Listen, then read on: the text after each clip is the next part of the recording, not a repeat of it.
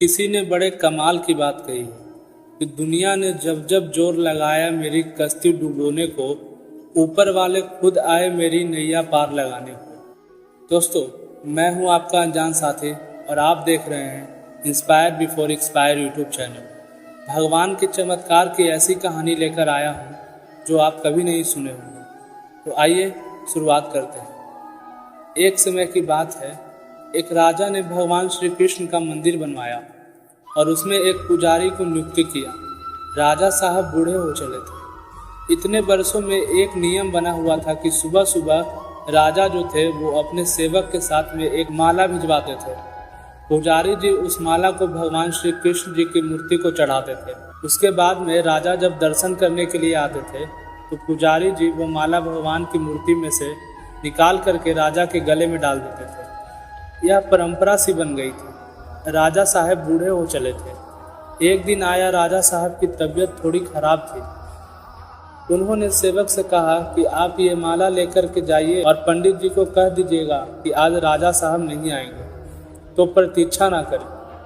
सेवक माला लेकर के गया, पुजारी जी को पूरी बात बताई। पुजारी जी ने माला भगवान श्री कृष्ण जी को चढ़ा दी और उसके बाद में वो सोचने लगे कितने बरस से परंपरा चली आ रही है, लेकिन मैंने कभी भी भगवान जी की जो माला जब उतरी है तो उसे अपने गले में नहीं पहना। शायद यह प्रभु जी की इच्छा है। शायद ऐसा अवसर आया है कि आज राजा नहीं आएंगे और आज मेरे पास में मौका है। तो परंपरा तो थी कि वो माला तो निकालते थे, उन्होंने वो माला निकाली और खुद पहन ली। इसी सब के बीच में सेवक जो था वो दौड़ते दौड़ते आया और कहने लगा कि राजा साहब को वहाँ ठीक नहीं लग रहा है, उनकी तबीयत और ख़राब सी लग रही है, इसलिए वो प्रभु के दर्शन करना चाहते हैं और उनकी सवारी आने वाली है। उन्हें लगा कि शायद यह परंपरा टूट न जाए, वो तो आ रहे हैं। जैसे ही बात पंडित जी को मालूम चली, उन्होंने फटाफट से वह माला अपने गले में से निकाली और जा कर के वापस भगवान जी को पहना ली। खुद की उतरी माला घबराहट में समझ नहीं पाए क्या करें। डर गए कि राजा साहब जो दंड दे देंगे। राजा आए और पुजारी जी ने वही जो परंपरा थी उसको निभाया। वो भगवान जी के गले में से माला निकाली और राजा साहब को पहना दी। जब राजा साहब को पहनाई तो उन्होंने देखा कि उस माला में एक सफ़ेद बाल था।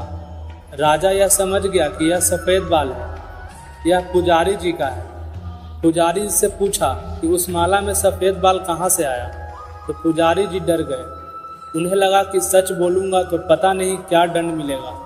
उन्होंने कहा कि ये सफ़ेद बाल तो भगवान जी का है। राजा को गुस्सा आया। उसने कहा, एक तो ये छल कर रहे हैं, धोखा कर रहे हैं, ऊपर से झूठ बोल रहे हैं। राजा ने कहा, अच्छा ये बात है, भगवान जी के कब से सफ़ेद बाल हो गए? ठीक है, मैं कल आता हूँ श्रृंगार के समय और देखूंगा कि उनके बाल सफ़ेद हैं या काले हैं। अगर बाल काले निकले, सफ़ेद नहीं निकले, तो आपको कल ही मृत्यु दंड दिया जाएगा। आपने इतना बड़ा छल मेरे साथ में किया। राजा गुस्से से तमतमाता चला गया। इधर पुजारी जी भगवान श्री कृष्ण की मूर्ति के सामने दंडवत प्रणाम करके माफ़ी मांगने लगे। कहने लगे, मुझे क्षमा कर दो। मुझे लगा कि एक बार मुझे भी वो माला पहननी चाहिए। मुझे बचा लो, नहीं तो कल मौत के घाट उतार देंगे। पूरी रात रोते रहे, विनती करते रहे, प्रार्थना करते रहे। अगली सुबह राजा पहुंचा। श्रृंगार के समय जा करके वो मुकुट उतारा और भगवान जी के बाल देखे। राजा चौंक गया। बाल सफ़ेद थे। फिर राजा ने सोचा कि पुजारी जो है कहीं फिर से चाल तो नहीं चल रहे हैं।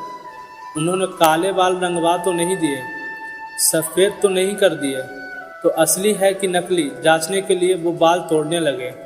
और जैसे ही राजा ने बाल तोड़े, मूर्ति में से खून की धारा बहने लगी।